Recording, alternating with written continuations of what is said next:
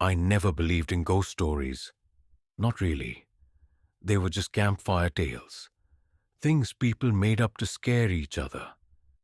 But when I first heard about the abandoned fairground at the edge of town, something about it unsettled me. It wasn't just the way people talked about it, in hushed voices like they feared something might be listening. It was the details, the eerily specific, too well remembered details. They said it closed overnight, as if the carnival itself had just vanished. No farewell show, no announcements. One day, the lights were twinkling, the rides were spinning, the smell of popcorn and caramel filled the air. The next morning, silence. The gates were chained shut. The only thing left was a single faded flyer tacked onto the ticket booth, reading, "Show cancelled. See you soon." No one saw the workers leave. No one saw them pack up. It was as if the fair had simply died in its sleep. But the strangest part, some say it never really shut down. On certain nights, especially when the fog rolls in thick over the empty lot, people swear they hear it, the distant jingle of carnival music. A calliope playing a tune that no one remembers, but everyone feels like they should. The rusted Ferris wheel, long broken, groaning as it turns on its own. Faint laughter drifting on the wind, the kind that makes your skin crawl because it doesn't sound right, too distant, too hollow, too wrong. And the lights? Every so often, passing drivers claim they see them, a flicker of neon in the darkness, like a sign struggling to come back to life. A glimmer of red and yellow along the treetops, there 1 second, gone the next. As if the fairground was still waiting, still hoping for visitors. But the ones who went looking for the truth, they never came back. At least, not as themselves. I don't know what I was expecting when I finally stepped through the rusted gates of the abandoned fairground. Maybe I thought I'd prove everyone wrong, that it was just another forgotten place, a relic of the past swallowed by time. But the moment I crossed that threshold, I felt it. The air was too still, too heavy, as if the fairground itself was holding its breath. The first thing I noticed was the ticket booth. The glass was shattered, the wood rotting, yet a few faded carnival tickets still sat inside, neatly stacked, as if someone had just been working there yesterday. The words on the booth, barely legible under a layer of grime, sent a chill through me. Admit one. No refunds. No exceptions. I took a step forward, my boots crunching on something brittle. When I looked down, my stomach twisted. Tiny shards of old, cracked balloons littered the ground, like they had popped just moments before I arrived. But how could they still be here, untouched by the years? I told myself it was nothing, just my mind playing tricks on me. But then I heard it. A sound faint but unmistakable, the slow creak of a carousel. I turned toward the center of the fairground, and there it was. The carousel. Its paint was peeling, its horses frozen in mid-gallop, their eyes hollow and dark. The entire structure was tilted slightly to one side, as if the earth beneath it had grown tired of holding it up. Yet somehow, despite the years of decay, the platform was moving. It wasn't fast. The motion was slow, almost deliberate. Then the music started. Not the cheerful, bouncing tune you'd expect from a carnival ride. This was something else. Warped, broken notes, like an old record skipping over and over. The kind of sound that makes your skin crawl, that sticks to the back of your mind like something alive. I should have turned back. Right then and there. I should have left. But something made me stay. Maybe it was curiosity. Maybe it was something else. I took another step forward, past the carousel, deeper into the fairground. The air felt thicker. The silence stretched too thin, like a rubber band about to snap. Then, just as I reached the entrance of the funhouse, I heard a voice, a whisper. It wasn't coming from behind me.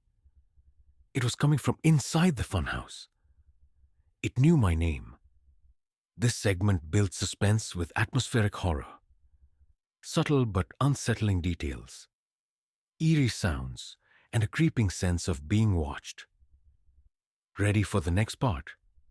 Theater. I froze. The whisper had been soft, almost playful, but it sent a cold spike of fear through me. It came from inside the funhouse, its entrance gaping like a mouth, waiting. The once bright paint was now cracked and peeling, the word laugh faintly visible above the doorway. A gust of wind blew past, carrying something with it. A faint giggle. I swallowed hard. I could still turn back, still leave this place behind. But something about that voice. It wasn't just calling me. It was expecting me. So like a fool, I stepped inside. Inside the funhouse. The first thing that hit me was the smell. Old grease paint, stale popcorn, and something sickly sweet that I couldn't quite place. It reminded me of a circus tent, long after the show had ended, when the lights were gone, but the memory still lingered. The whole of mirrors stretched out before me, their cracked surfaces distorting my reflection. Some mirrors were broken entirely, shards missing like teeth from a rotten smile. Others were too clean, too polished, showing me versions of myself that weren't quite right. And then, the lights flickered. A figure appeared in the mirror, standing behind me.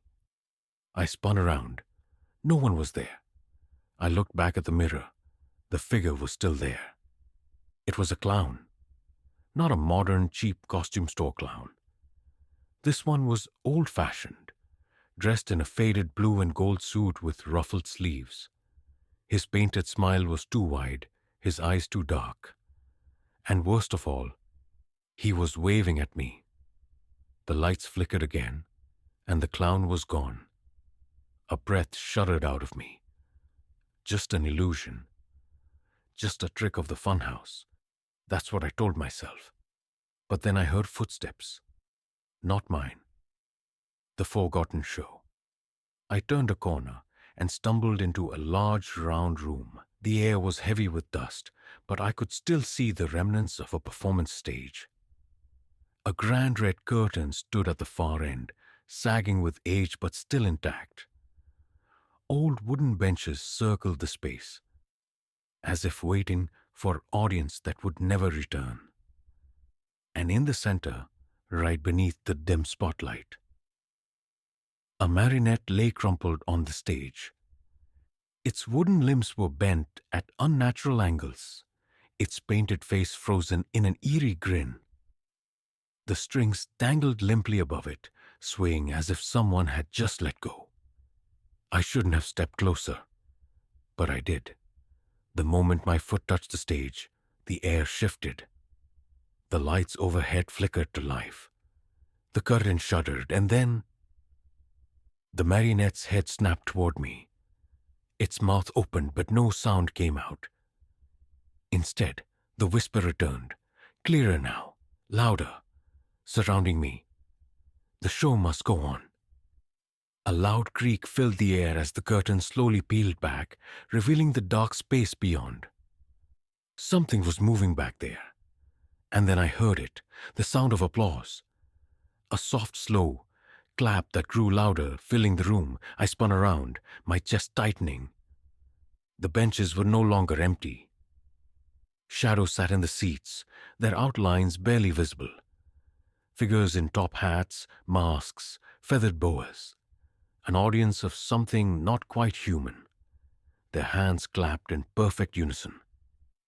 The marionette began to twitch, its limbs jerking upright, its head tilting, as if listening to their approval. Then, one by one, the shadows turned their heads toward me, waiting, watching. And from the darkness behind the curtain, someone stepped forward. The clown. He smiled. "You're just in time for the main event." I don't know what I was thinking. Maybe I thought if I kept moving, kept exploring, I could find some logical explanation for all the madness. The creaking carousel, the ghostly clown, the shadowy audience in the funhouse. None of it made sense, but I told myself it had to. There had to be a reason behind it. But the further I ventured, the more that creeping, uneasy feeling settled in the pit of my stomach. I was no longer just walking through a forgotten fairground. I was stepping through something ancient, something that didn't want me there. I forced myself to walk toward the Ferris wheel, its towering frame looming in the distance like a giant rusted skeleton. The Ferris wheel, the first ride. As I got closer, the metallic screech of the wheel echoed through the air, though I was sure it hadn't moved a single inch. I looked up, squinting in the dim light. The gondolas, once brightly colored, now hung lifeless and swaying gently in the breeze. But no one was there. No one had been there in years, maybe decades. Still, the sound of the wheel turning, slow, agonizing, seemed to draw me in. The closer I got, the heavier my feet felt. I kept telling myself, "Just look. Don't get on." But then the next thing I knew, I was standing beneath the wheel, staring up at the rusted seats. I didn't remember walking toward it. It was like something had pulled me. A sudden gust of wind sent a shiver through me, and the Ferris wheel's lights flickered. I stepped back, instinctively reaching for my phone, thinking I could capture this, prove it, but the screen was dead, as if the fairground had drained its power. Suddenly, I heard a voice. "It's not too late to join us." I whirled around. Nothing. Just the empty fairground stretching out, dark and unwelcoming. But then, I saw something I didn't want to see. A gondola moving. It was slow at first, then faster, as if something, or someone, was inside. The seat swayed in a way that suggested the weight of something heavy was perched within, but I couldn't see it. The only thing that was visible was the shadow of a faint, skeletal hand gripping the bar of the seat. I had to leave. I turned around, my heart pounding in my chest. But as I took a step back, the ground beneath my feet trembled, and the Ferris wheel seemed to lurch forward, its momentum growing. The air was thick, charged with something I couldn't name. I spun around. I couldn't just leave, not without understanding, not without knowing the truth. The haunted roller coaster, the second ride. I turned my attention to the roller coaster next, half expecting it to move as well. It had been abandoned, its tracks tangled in overgrowth and debris. But the sound of metal scraping against metal filled the air, as though the coaster was still in motion. I stepped forward, heart racing. The ride was dilapidated, the cars twisted and rusted, hanging at odd angles as though they'd been abandoned mid-ride. But there was something off about it, something sinister about the way it hung still, almost as if it was waiting for something or someone. I walked alongside the tracks, staring at the overgrown rails, thinking about how this place had once been filled with laughter and screams of joy. Now, it was just a monument to lost souls. And then, I heard it. A scream. It wasn't one of joy or thrill, but a desperate, gut-wrenching scream, the kind you hear in your nightmares. It came from the very heart of the roller coaster, from deep within the structure. I ran, My feet slapped against the cracked asphalt. The old carnival music growing louder, more distorted with each step. I had to get out of here. I had to escape. As I reached the end of the coaster, I noticed something strange. A section of the track that didn't belong. A small doorway had opened in the middle of the ride, an eerie glow leaking out from inside. It beckoned me. I had to look. I stepped closer, feeling the air grow colder, denser. The glow intensified, and as I peered inside, I saw a face. It was twisted, distorted, like the face of a clown stretched out of proportion. Its mouth was wide open, and from it came a chorus of voices. Laughter, screaming, crying, all overlapping, all desperate. And then, the voice I recognized. "You're here finally." Before I could react, the door slammed shut, trapping me inside the coaster. The car jolted forward, and I was swept away in a dark, spiraling descent. The tracks were no longer just metal. They were alive, twisting and shifting beneath me. The wind howled in my ears, and the sound of voices filled the space. So many voices, trapped in the ride, desperate to escape.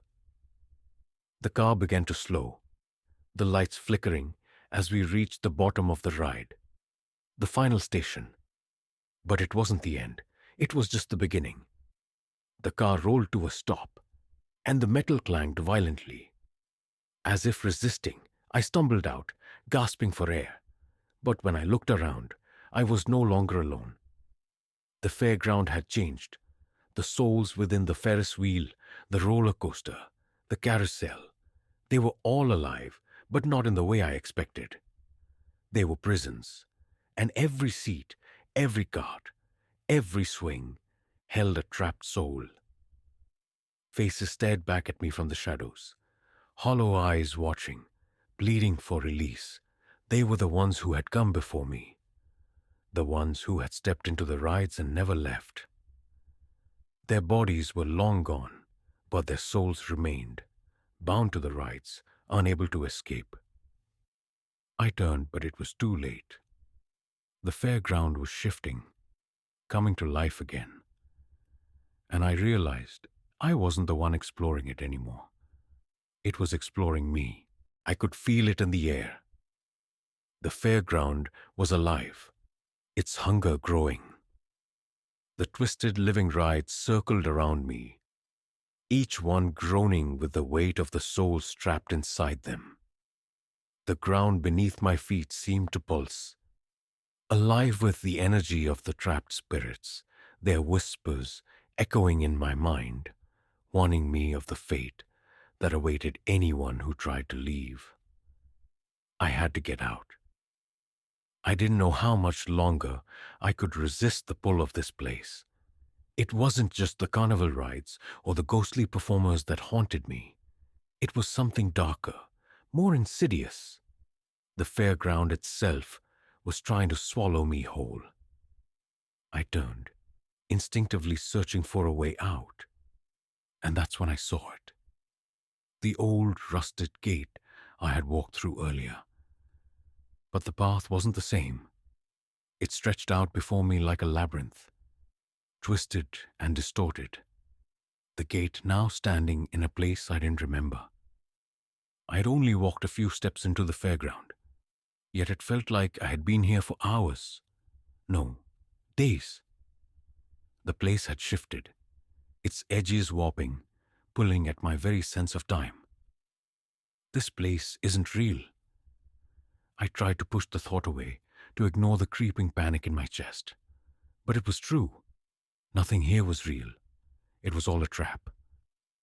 I turned around again, trying to spot some familiar landmark, some exit that wasn't slipping through my fingers like sand. And that's when I saw the clown again.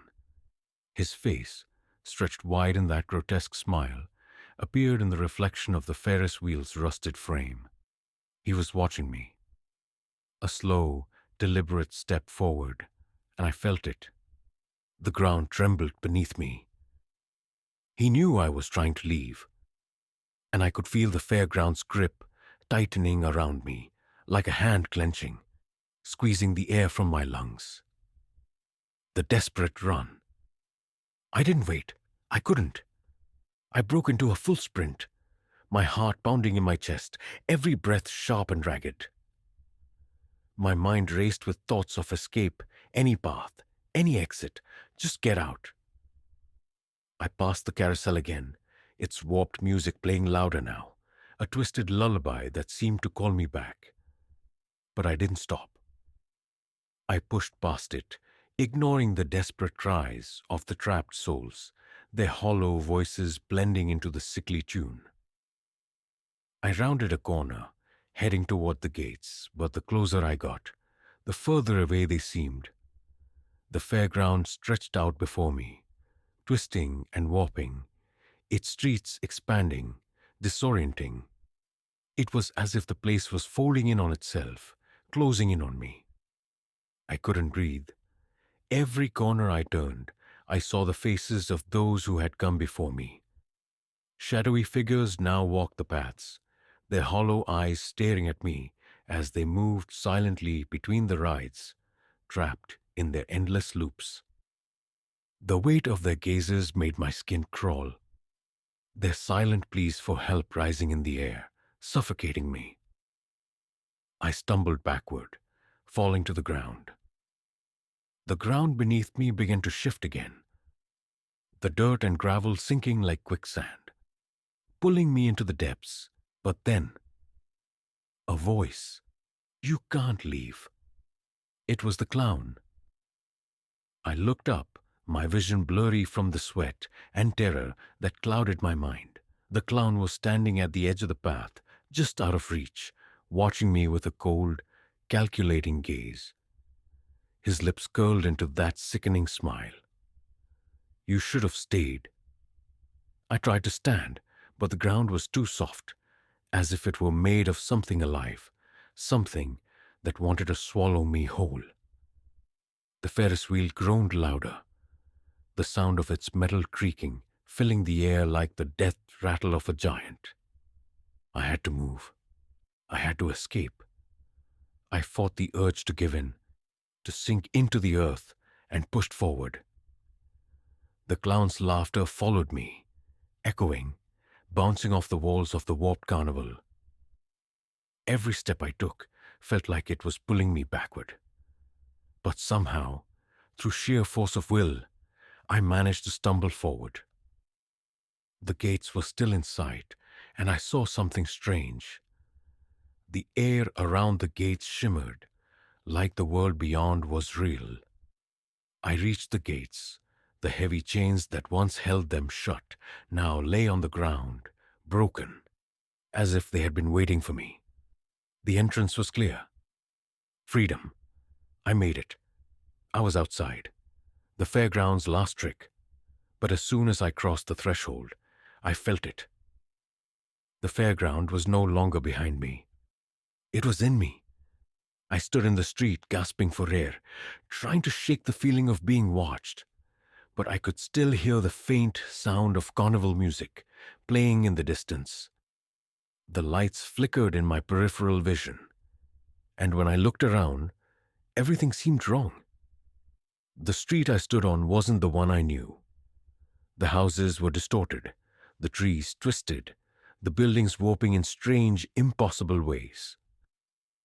I took a step forward, but my feet felt heavy. I looked down. The ground wasn't solid. It was like the carnival's dirt had followed me, wrapping around my legs, crawling up my body like it was alive.